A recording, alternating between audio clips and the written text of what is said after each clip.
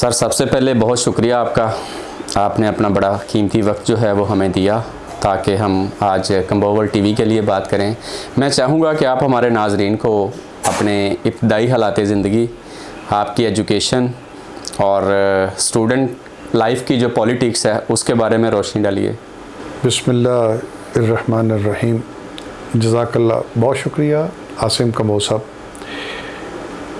मेरी खुश नसीबी है कि आल पाकिस्तान वर्ल्ड कम्बो एसोसिएशन की तरफ से उन्होंने जो टीवी चैनल की बुनियाद रखी और ये सिलसिला शुरू किया, ये बड़ा खुश आइंदा। हमारी बरादरी में कभी कभी उतार चढ़ाव होता रहता है और ये चूँकि सोशल मीडिया एक तरह से एक दूसरे को करीब लाता है, तो उसको करीब लाने में जो अभी चौधरी ज़ाहिर साहब की जो काविश है, हम उसको बहुत अप्रिशिएट करते हैं। बड़ी उसकी मूवमेंट के हवाले से बड़ी पजीराई है उनकी, और ये बेहतरीन काविश है। मैं समझता हूँ हर साहिब हैसियत और मुतहर्रिक कम्बो लोगों को इस किस्म की एक्टिविटीज़ में शामिल होना चाहिए। सोशल मीडिया इस वक्त सबसे बेहतरीन राब्ते का ज़रिया, जिसको ज़्यादा से ज़्यादा इस्तेमाल करना चाहिए। आपने एक सवाल में कई सवाल थे आपके। इसमें एक सवाल था कि मेरा कम्बो बरादरी से ताल्लुक़ है। जनाब, मैं अंदरून शहर लाहौर का रहने वाला हूँ और हमारा कम्बो बरादरी से सदियों से ताल्लुक़ है। जहाँ तक मुझे अपने फैमिली के बैकग्राउंड का पता है, मेरे वालिद चौधरी मोहम्मद हफीज़ मरहूम, हमारे वालिद साहब जो हैं वो अकबरी मंडी में उन्होंने कोई 50 साल के करीब गुड़ शक्कर की आड़त की, और अकबरी मंडी की जो मशहूर गुड़ शक्कर की आड़तें थीं उनमें मेरे दादा का नाम अभी भी बहुत मशहूर है, चौधरी मिराजुद्दीन कम्बो साहब का। मेरे दादा चौधरी मिराजुद्दीन कम्बो, उनके वालिद चौधरी अल्लाह बख्श कम्बो, उनके वालिद चौधरी जमालुद्दीन कम्बो, उनके वालिद चौधरी फूल मोहम्मद कम्बो, चौधरी फूल मोहम्मद के वालिद चौधरी जुमा खान कम्बो। और कुछ रवायतें ऐसी हैं कि जुमा खान जो हैं वो मोहब्बत खान कम्बो के बेटों में से एक बेटे थे, जो लाहौर आके आबाद हुए आज से को 300-350 साल पहले। और फिर हमारी अंदरून शहर की जितनी इस वक्त कम्बो बरादरी है, ये उनकी आगे औलादों में से फिर सिलसिले चलते जा रहे हैं। बहुत तफसील से ये बात बयान की जा सकती है। अलबत्ता अंदरून शहर के जो लाहौर है, अंदरून शहर के जो कम्बो हैं, आप किसी भी हवाले से उनको चेक कर लें, इनका आपस में कहीं ना कहीं रिश्तेदारी निकल आती है। तो मेरा ताल्लुक़ यक्की गेट से था। मेरे परदादा की ज़मीनें जो हैं वो मिस्री शाह, शाद बाग, और हमारे परदादा का खूह था, उसको पंबे चुगियाँ कहते हैं। मेरे एक चचा लगते हैं, मेरे वालिद साहब के फ़र्स्ट कज़न चौधरी आरफ कम्बो साहब, उन्होंने वहाँ पे अभी ज़मीन जायदाद और प्रॉपर्टी का कारोबार कर रहे हैं। उन्होंने हाउसिंग स्कीम भी शुरू की हुई है। तो ये हमारा अंदरून शहर के एक रवायती सा कम्बो बरादरी का तारुफ था। इसी तरह मैं सेंट्रल मॉडल स्कूल में मैंने मैट्रिक किया और फिर उसके बाद रेलवे रोड कॉलेज में आ गया। जमीयत से मेरा ताल्लुक़ हो गया और जमीयत में मुझे लाने वाले मेरे नवाज़ खान, जो बाद में शहीद हो गए, और हमने एक तवील मूवमेंट की। नवाज़ खान का उन्होंने मुझे जमीयत में रफ़ीक बनाया, और फिर मैं एक वक्त आया कि जब मैं रेलवे रोड कॉलेज का नाज़म भी रहा। उस निज़ामत में मैंने काफ़ी ज़्यादा स्टूडेंट बरादरी के हवाले से काम किया। इस्लामी जमीयत तलबा के प्लेटफॉर्म से बहुत ज़्यादा मुतहर्रिक काम किए। बहुत ज़्यादा उन वक्तों में मुस्लिम लीग नून हुकूमत में आ गई और जमात इस्लामी के साथ उनका काफ़ी ज़्यादा टकराव रहा। बहुत ज़्यादा मुकदमे हुए, बहुत ज़्यादा, बल्कि मैं उन तलबा में से एक तालिब इल्म था जिसके ऊपर गद्दारी के मुकदमे भी हुए। पंजाब असम्बली को आग लग गई, उसमें भी जितने पर्चे होते थे उसमें हर पर्चे में नाम होता था। तो फिर वालिदैन का बहुत ज़्यादा प्रेशर था, जिसको देखते हुए उन्होंने मुझे फिर कॉलेज से उठा लिया। अभी मैंने सेकेंड ईयर के पेपर ही दिए थे, तो फिर मैंने थर्ड ईयर के पेपर जब अभी दाखिला लेने के लिए मैं जा रहा था, तो काफ़ी ज़्यादा प्रेशर आया। तो मैंने फिर मेरे एक अंकल नवाज़ चौधरी, नवाज़ चौधरी मरहूम जो है वो मुसावात के चीफ रिपोर्टर भी थे और लाहौर के नुमाया नाज जर्नलिस्टों में एक थे।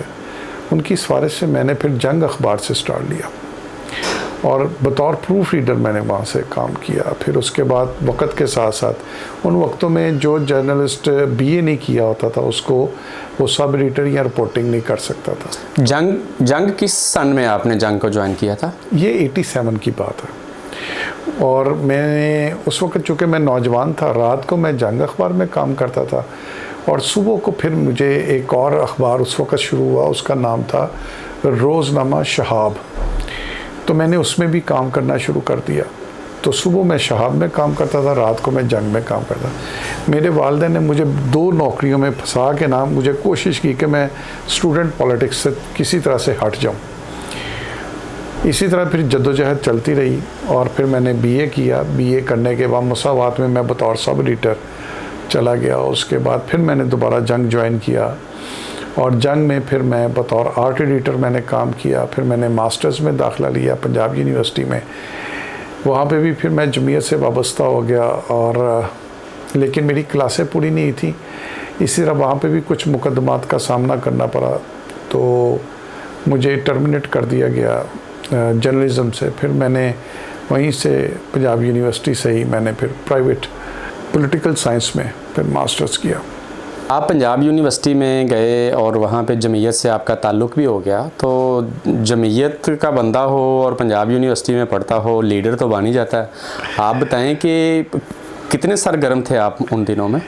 उन दिनों में अच्छे खासे सरगर्म थे। जहांगीर बदर अक्सर वो एक तो हमारे महल्लेदार थे, मेरे वालिद साहब के जहांगीर बदर बड़े अच्छे दोस्त भी थे और जहांगीर बदर हर कुछ दिनों के बाद वालिद साहब को आके मिलते, उनके पास उनका आना जाना भी था और वालिद साहब को वो दबाव में लाते कि इसको जो है वो जर्नलिज़म की बजाय ये जर्नलिज़म में भी आ गया, सहाफ़ी भी है और स्टूडेंट में बड़ा एक्टिव है, इसको हम PSF, मुझे ऑफ़र थी कि PSF का आपको आप जमीयत छोड़ दें, आपको PSF पंजाब यूनिवर्सिटी का नाज़िम बना देते हैं। लेकिन मैंने PSF को ज्वाइन नहीं किया। लेकिन मैं ज़्यादा अरसा स्टूडेंट पॉलिटिक्स में पंजाब यूनिवर्सिटी में एक्टिव रोल नहीं प्ले कर सका। उन्हीं दिनों में फिर मैं रोज़नामा जंग वर्कर्स यूनियन में एक्टिव हो गया और मैंने सबसे पहले जंग के प्लेटफॉर्म से कॉन्ट्रैक्ट मुलाजमीन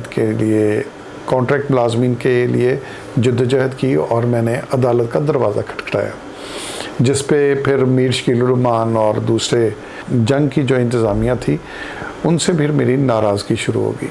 उन्हीं दिनों में बहुत से मुकदमात हुए। मीर शकील उर रहमान के ऊपर 302 का पर्चा हो गया, उन्होंने मेरे ऊपर टेलीफोन चोरी का भी पर्चा कराया, इस तरह से। तो ये बहुत ही अजीबोगरीब दौर था। उन दौर में अपने मुखालफिन को दबाने का एक सिलसिला चल पड़ा था। मेरे ख्याल में मैं जब रोज़नामा पाकिस्तान का एडिटर बना, मैं उस वक्त लाहौर के कम उम्र तरीन वर्किंग जर्नलिस्टों में से एक था जो प्रोफेशनली अपने बलबूते पे एडिटर बना। इससे पहले जितने भी एडिटर थे वो या तो मालकान की औलादों में से थे और या वो सरमायादार थे या इन्वेस्टर थे। उसके बाद फिर मैं टीवी चैनल में आस्ता आस्ता मैं इन हो गया। एक वक्त था, उस वक्त सन 2000 में मुशर्रफ का नया दौर था, तो ARY चैनल और यूनी प्लस, ये 2 चैनल उस वक्त मार्केट में है। तो यूनी प्लस में मेरी थोड़ी सी एंट्री हुई। फिर मेरा ATV के अंदर उसको STN और NTM कहते थे। NTM में मेरा राब्ते शुरू हो गए और फिर प्राइम TV उनका एक जो पाकिस्तान से बाहर उनका चैनल था जो NTM की ही एक शाख थी, बाद में वो ATV बन गया, तो ATV का वो एक पार्ट था। तो मैंने अपने कैरियर इलेक्ट्रॉनिक मीडिया में मैंने वर्ल्ड टुडे के नाम से एज एंकर प्रोग्राम करना शुरू किया। मैंने 3 साल उस प्राइम TV प्राइम UK में एज एंकर प्रोग्राम किया और उसमें मैंने टॉप लीडरशिप से लेके तमाम सियासी जमातों के सरबराहान और तमाम लोगों के इंटरव्यू किए। फिर उसके साथ ही एक पंजाबी चैनल शुरू हुआ और 2002 में मैं उसका ब्यूरो चीफ बना, फिर कंट्री हेड भी बना। फिर उसके बाद उसी प्लेटफॉर्म पे अपना TV के 2 और चैनल भी लॉन्च हुए, अब तक भी लॉन्च हुआ। तो उसके साथ मुंसलिक रहा। फिर स्टार एशिया और पंजाब टीवी एक ऑर्गेनाइजेशन के शुरू हुए, मैं वहाँ पे डायरेक्टर न्यूज़ करंट अफेयर था। एज एंकर भी मैंने फिर वहाँ पे काम किया। और ATV मेरा एक्सपीरियंस, चूँकि एक चैनल उनका A+ था, मैं उसके फाउंडर मेंबर्स में था, पंजाब टीवी के फाउंडर मेंबर में था, और स्टार एशिया के फाउंडर मेंबर में था। तो स्टार एशिया पंजाब टीवी का मैं प्रोग्रामिंग हेड था, और उसकी तमाम टेक्निकल टीम, उसकी फिजिबिलिटी, हर चीज़ को स्टार्ट किया। सर, आपके ड्राइंग रूम में तस्वीरें नज़र आ रही हैं जरदारी साहब के साथ। लगता है कि जरदारी साहब के साथ आपकी यारी भी अच्छी रही है?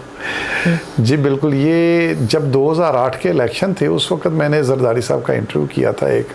वो इंटरव्यू जब पंजाब टीवी पे चल रहा था, तो पंजाब टीवी को पैमरा ने बंद कर दिया, और उसके ऊपर फिर मेरे ऊपर बहुत ज़्यादा प्रेशर भी आया, और मुझे नौकरी से भी निकाला गया, फिर दोबारा नौकरी पे रखा भी गया।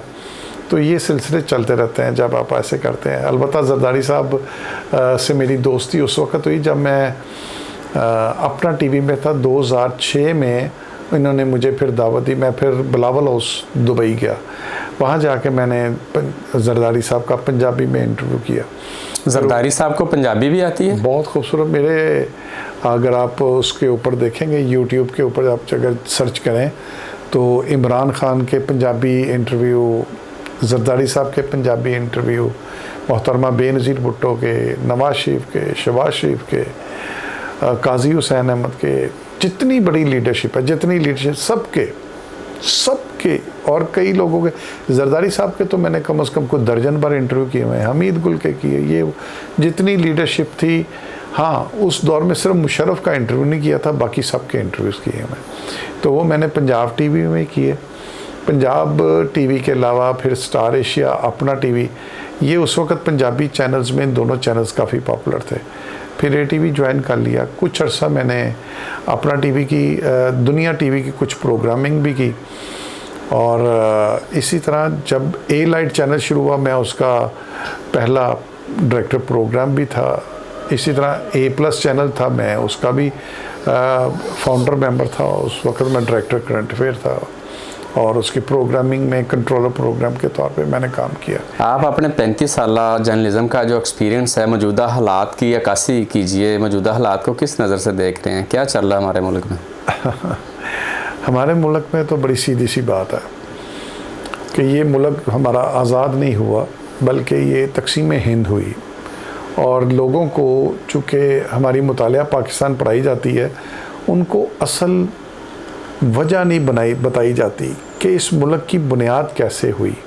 अगर लोगों को इस मुल्क की बुनियाद के बारे में पता चल जाए, तो लोगों को अपने असल दुश्मनों का पता चले, फिर उस दुश्मन की सरकोबी भी की जाए, और फिर उसी के मुताबिक फिर सियासत हो, उसी के मुताबिक आपकी डायरेक्शन ठीक हो, तो आपका मुल्क भी दुरुस्त सिमत में जा सकता है। लेकिन हमारे यहाँ पे प्रॉब्लम यह है कि सच जो बोलता है, लोग उसको फिर गद्दार समझते हैं।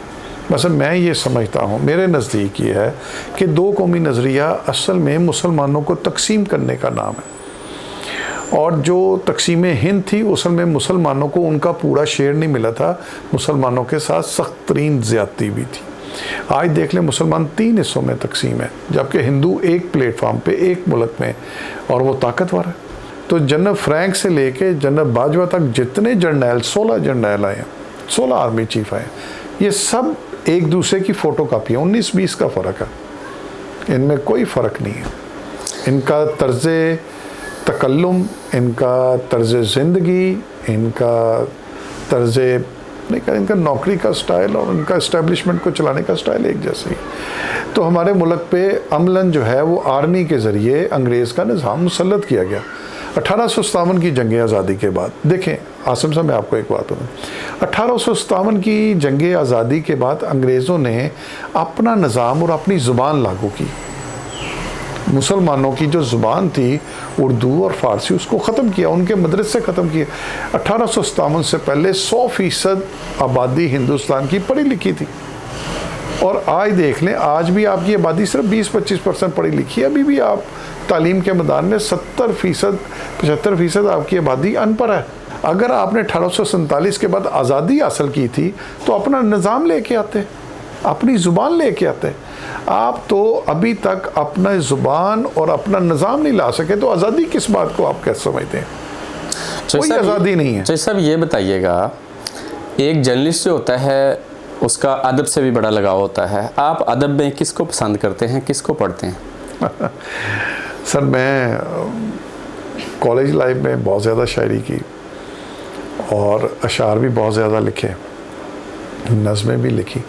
अदब में मैं जिन लोगों से बहुत ज़्यादा मुतासर हूँ उनमें मेरे आइडियल हैं अल्लामा इकबाल। मैं उनसे बहुत ज़्यादा और मैं रूहानी तौर पे समझता हूँ कि अल्लामा इकबाल मेरे मुर्शद हैं। मैं उनको अपना मुर्शद तस्लीम करता हूँ और उसी की वजह से मेरे अंदर जो समझ लें कि उनके अशार की वजह से और उनकी शायरी की वजह से मेरे अंदर जो समझ लें, मेरी दाढ़ी नहीं है लेकिन मेरे पेट के अंदर लोग कहते हैं दाढ़ी है।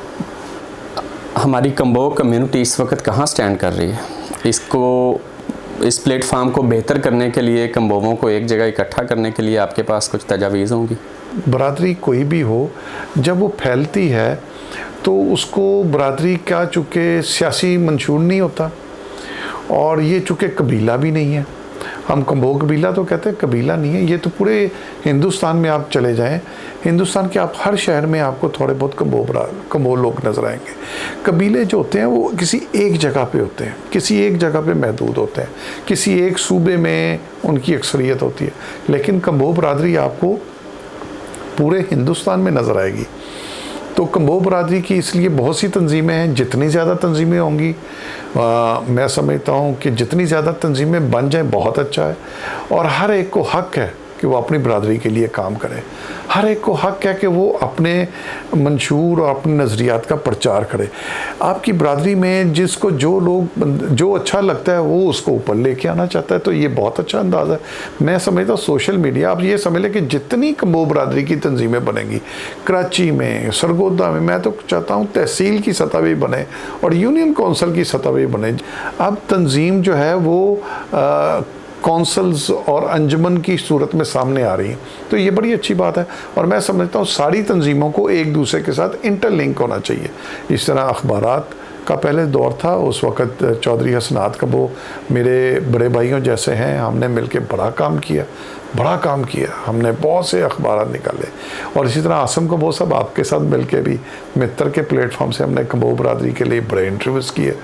एक उम्र जो है उसमें गुजारी है, लेकिन हमारी ख्वाहिश है कि जितनी कम्बो बरादरी की तंजीमें बन जाएं और उनको आपस में इंटरलिंक होना चाहिए। ये चूँकि ये वेलफेयर का काम है, ये फलाह का काम है, एक दूसरे की भलाई का काम है, एक दूसरे के बेहतर सोचने के लिए काम है। वो तंजीमें, वो लोग, वो कबीले, वो कौमें कामयाब हैं जिनकी आपस में इत्तेहाद है, जिनकी तंजीमें मजबूत हैं।